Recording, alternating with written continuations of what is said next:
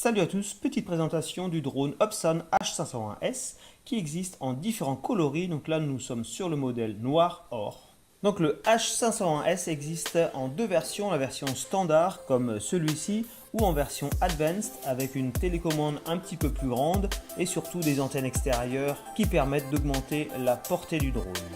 Donc sur l'emballage on retrouve les principales caractéristiques du drone, les fréquences radio, la caméra embarquée, le GPS, la fonction headless, le retour to home ou RTH, le maintien d'altitude, la fonction follow me et le temps de vol qui est donné à 20 minutes.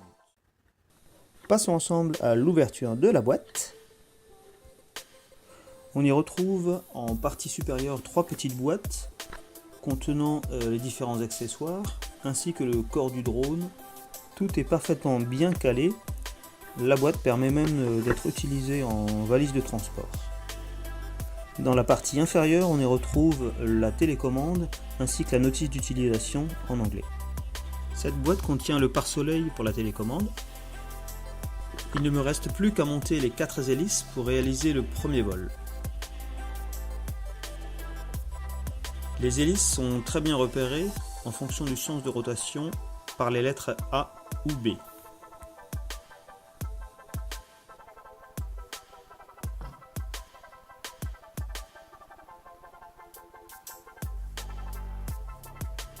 En résumé, l'ensemble est livré avec le drone, la clé de serrage des hélices, le filtre pour la caméra, de 4 hélices de rechange, la télécommande avec le pare-soleil, le chargeur pour les batteries.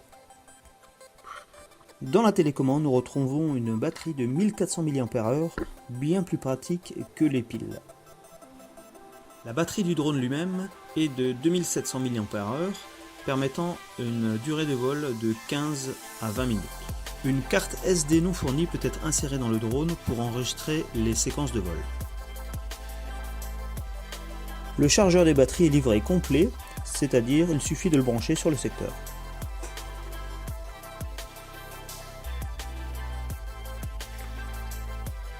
À la mise sous tension, les deux LED passent au rouge. Une fois que la batterie est chargée, c'est-à-dire après 2-3 heures de branchement, les LED passent au vert. L'insertion de la batterie dans le logement est très aisée, permettant une charge soit dans le drone ou alors à l'extérieur, permettant aussi rapidement de changer les batteries.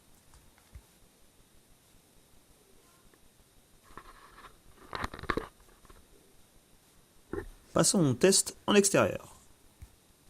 Après chaque mise sous tension du drone, la calibration du compas est nécessaire. Cette calibration s'effectue en 2 temps. Il suffit de faire tourner le drone horizontalement dans le sens horaire, puis de faire tourner le drone verticalement cette fois, toujours dans le même sens horaire. Ça y est, on est prêt, on peut passer au premier décollage.